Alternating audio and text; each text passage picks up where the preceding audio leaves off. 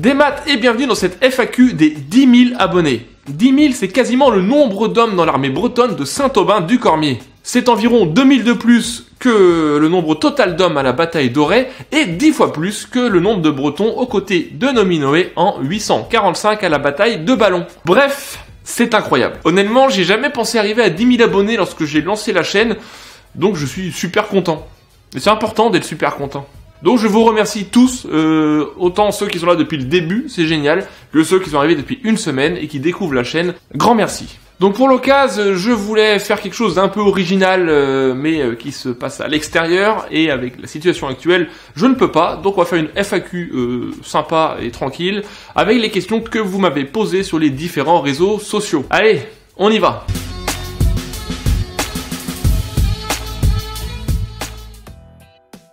Ça va et toi?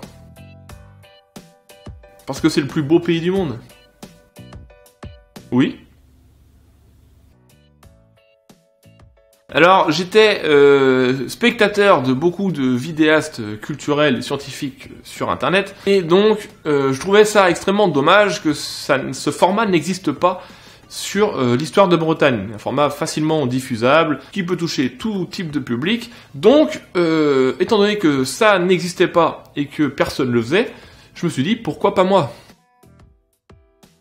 À la sortie de l'adolescence, on va dire, que j'ai commencé à me pencher sur le sujet, puisque je m'intéressais beaucoup à l'histoire, mais plus globale, à l'Antiquité gréco-romaine. J'aime beaucoup le personnage de Philippe de Macédoine, par exemple. Puis j'ai rencontré des gens passionnés par la Bretagne, par la langue, par l'histoire, et donc j'étais amené par curiosité à me pencher sur la question. J'ai acheté un bouquin généraliste sur l'histoire de Bretagne, et j'ai vraiment découvert cette histoire dont j'ignorais vraiment tout. Sinon j'aurais pu faire l'histoire du Limousin, mais... je connais rien, donc j'ai pas... Non, je suis entièrement amateur sur le sujet et j'ai jamais prétendu autre chose, hein, même si je fais un travail sur les sources, un travail d'historiographie assez précis, du moins j'essaie de faire le plus précis possible, hein, mais à la base, non, je n'ai pas de formation d'historien.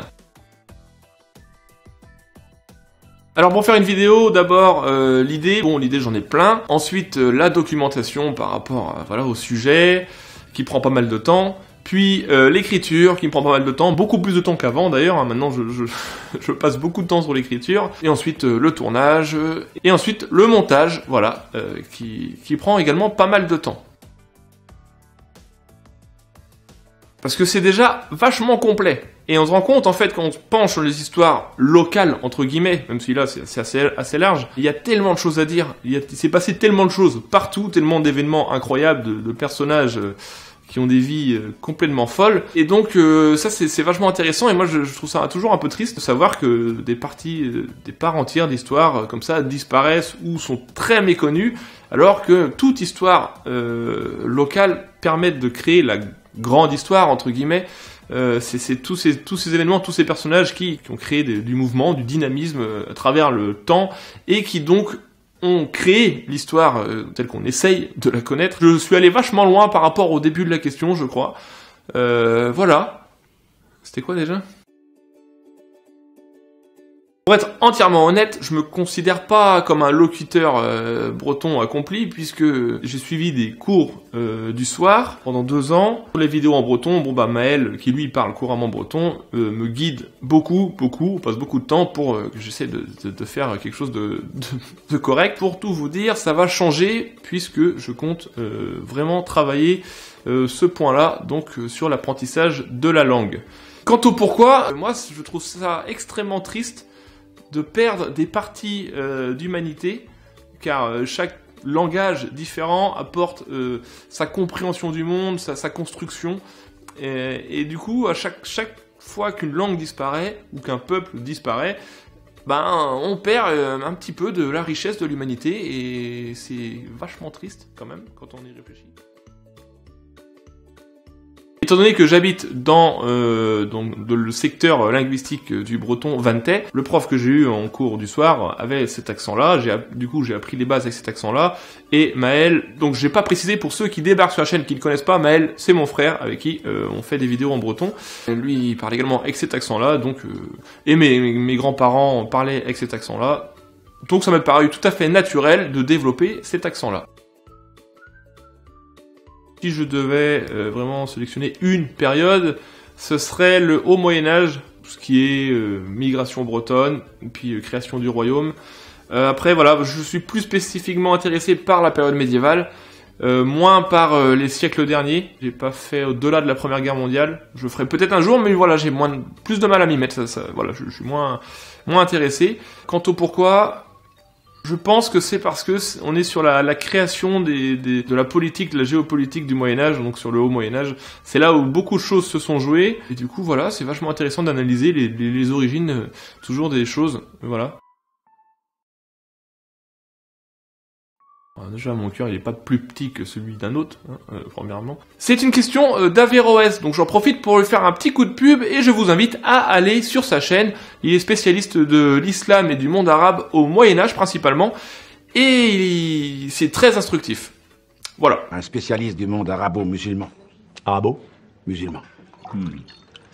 Maintenant, je peux répondre à la question de base. Je pense que je choisirais le marquis de la Rouerie, donc Armand de la Rouerie, parce que il a une vie complètement dingue, complètement romanesque. C'était un noble breton, donc qui a participé à la guerre d'indépendance des États-Unis aux côtés de George Washington, spécialiste de la guérilla avec sa milice. Il a fait des choses complètement dingues pendant cette guerre. Et lorsqu'il est revenu, il a mis en place l'association bretonne, qui est une sorte de prémisse de la chouannerie. Les liens sont toujours pas très clairs entre les deux, mais il y a des liens. C'est vraiment intéressant. Il a une vie comme on n'en fait plus beaucoup aujourd'hui. Une femme bretonne, je mettrais en avant Constance, la duchesse Constance, qui a eu affaire avec la dynastie des Plantagenets, la mère d'Arthur de Bretagne. Une femme très forte qui a eu dans une période très compliquée, mais vraiment une vie passionnante, dont je ferai un jour sûrement aussi un épisode dédié à ce personnage extraordinaire. Voilà.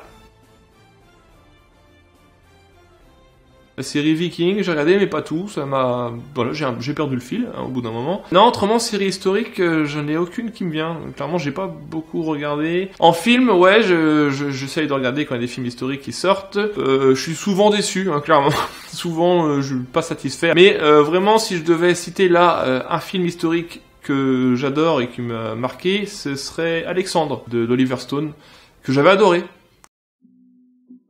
Alors les projets, donc là je bosse sur 2 vidéos, parce que vous avez remarqué que pour ceux qui me suivent depuis longtemps, le rythme a un peu ralenti, mais là 2 vidéos donc sur justement le Moyen-Âge classique, sur Henri Plantagenet et prise de pouvoir par les Plantagenets sur le duché, et ensuite sur Pierre de Dreux, donc la dynastie capétienne qui arrive prendre le pouvoir sur le duché. Donc ça va être les 2 prochaines vidéos, et voilà, probablement une vidéo en breton, mais l'année prochaine, je vais changer 2-3 trucs dans ma vie, voilà. Et donc, je vais essayer d'être plus actif sur la chaîne, et petit à petit, je vais essayer de développer des programmes en breton. Alors, je verrai si ce sera sur cette chaîne-là, ou si j'ouvrirai peut-être quelque chose à côté, pour parce que ce sera pas forcément de l'histoire. Je vais essayer vraiment de faire d'autres choses, et je crois qu'il y a d'autres questions qui viennent sur d'éventuels sujets. Je vous écoute.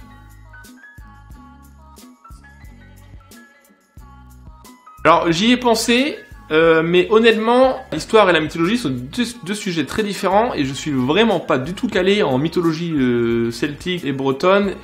Mais cependant, j'ai beaucoup aimé faire la vidéo sur le roi Chtoan, donc semi-historique, pas beaucoup de preuves de son existence, mais j'ai voulu la tourner un peu sous la forme d'un conte finalement. Je pense que j'essaierai de réitérer sur des trucs un peu plus, peut-être un peu plus mythologiques, ou même un peu moins historiques, où ce sera précisé. C'est pas inenvisageable. Et quand t'as une collaboration avec Occulture, pourquoi pas, hein, un jour, il faudrait que je lui demande. Je n'exclus rien, mais dans l'immédiat, non. Un non définitif.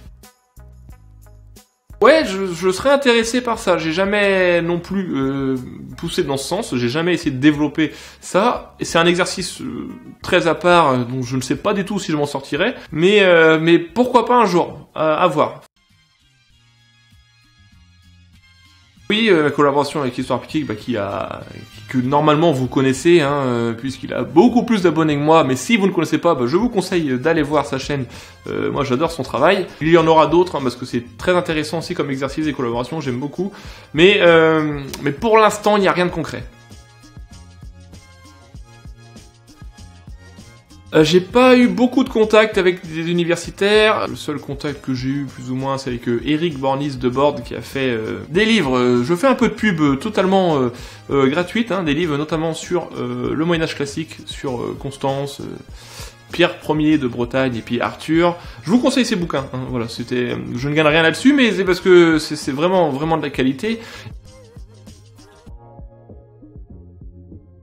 Je vois pas où il y a de barrières à mettre dans la mesure où je fais simplement de l'histoire, je fais de l'étude des sources, de comparaison sur un événement, sur un sujet, quelque chose de sérieux, de totalement transparent. Voilà, sur l'histoire, donc je fais pas de politique en fait, donc je vois pas où, si ça dérange certaines personnes, bon bah tant pis pour elles, hein. Donc à pas regarder mes vidéos. Honnêtement, Anne de Bretagne en elle-même, il y a énormément de choses qui ont été écrites sur elle. Moi, j'aime bien mettre en avant des choses dont on ignore un peu plus l'existence. Et cette période, je l'ai pas encore traitée, comme beaucoup d'autres périodes, hein, d'ailleurs, parce qu'il y a beaucoup de choses à dire. Je compte le faire, c'est prévu, il y aura plusieurs vidéos sur le sujet. J'en ai parlé vite fait à travers la vidéo sur Edward Woodville, qui était le commandant des troupes anglaises pendant la bataille de Saint-Aubin. Et j'en profite d'ailleurs, si vous avez apprécié la miniature de cette vidéo, le dessin qui est tiré de ce livre, hein. Voilà, je fais encore de la pub, c'est pas des sponsors, c'est entièrement gratuit, mais c'est vachement intéressant parce que, donc, La chute de l'Hermine de Mitchell Abjuyon, oui, je prononce en vanité, et voilà, et j'aime beaucoup son travail, donc voilà, je vous le conseille aussi. Et je trouve ça toujours très intéressant de traiter l'histoire à travers différents médias. Je ferai plusieurs vidéos aussi sur la Révolution, sur le déroulé de la Révolution et les conséquences en Bretagne. Je peux pas dire quand, voilà. Mais c'est prévu, je ferai ça. Mais c'est pareil, ça va me prendre du temps. Je veux faire un truc très propre, très correct, avec beaucoup de travail derrière, sur les sources, sur tout. Donc maintenant j'ai rassemblé beaucoup de livres sur le sujet. Donc oui, j'en ferai une. Et évidemment, en parlant de toutes les conséquences que ça a eu sur la Bretagne. Oui, il y aura une vidéo sur Georges Cadoudal. L'EMSA, c'est le mouvement breton, hein. Dans son ensemble. Je serais intéressé pour une vidéo sur l'EMSA. De toute façon, j'ai pour objectif de couvrir vraiment un maximum de choses de l'histoire de la Bretagne avec cette chaîne. Bon, ça fait déjà 4 ans que je suis là, il y a déjà une quarantaine de vidéos, mais il y en a encore beaucoup d'autres à venir, et je pense qu'à terme, j'aurai englobé pas mal de choses. On en reparle dans 4 ans. Ça dépend vraiment de chacun. Faut rien lâcher et faut créer des choses qui puissent mettre en avant ce qu'on veut défendre.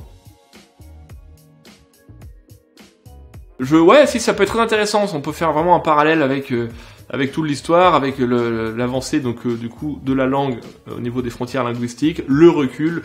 Je pense que oui. Mais déjà là, dans cette vidéo-là et toutes les vidéos que j'ai dit que je ferais, j'ai au moins pour 2 ans. Donc, mais oui, un jour. Je pense que je vais pas trop tarder à retravailler sur une. Il faut que je sélectionne le prochain pays. D'ailleurs, n'hésitez pas à me dire dans les commentaires quel pays breton vous voulez que je fasse la prochaine fois. D'ailleurs, ouais, je pense que je soumettrai ça au vote. Ça peut être très intéressant. Ouais, pour l'été. Je pense qu'il y en aura une pour l'été. De toute manière, il y aura toujours des choses à raconter, hein, parce que l'histoire, c'est l'étude des choses passées, des événements, des personnages, voilà. Donc il y aura toujours des choses à raconter. Après, la question, évidemment, c'est quelle histoire on racontera, et qu'est-ce qu'on définira comme l'histoire de Bretagne du XXIe siècle, qu'est-ce qu'on pourra y englober. Je pense que si on travaille tous ensemble à la sauvegarde de notre culture, notre patrimoine et notre langue, il y aura encore plein de choses à raconter, et pour longtemps. Et c'est sur cette question que l'on termine cette vidéo. En tout cas, je vous remercie tous énormément de me suivre sur les différents réseaux sociaux, pour me soutenir sur Tipeee. Ça me permet d'acheter de la documentation et un petit peu de matériel pour mes vidéos. Donc c'est vraiment super généreux de votre part. C'est vrai que pour ceux qui me suivent sur les réseaux sociaux, je suis pas très présent quand même dessus. Mais je vais essayer d'améliorer ça, d'être un peu plus présent, et surtout n'hésitez pas, si vous avez des questions ou des sujets que vous aimeriez que j'aborde, à me contacter, ça fait toujours plaisir de vous parler. En tout cas, je vous promets plein de bonnes choses, plein de bons projets, plein de bonnes vidéos, j'espère, pour la suite, parce que tout ça ne fait que commencer. Trugaré à Kenavo.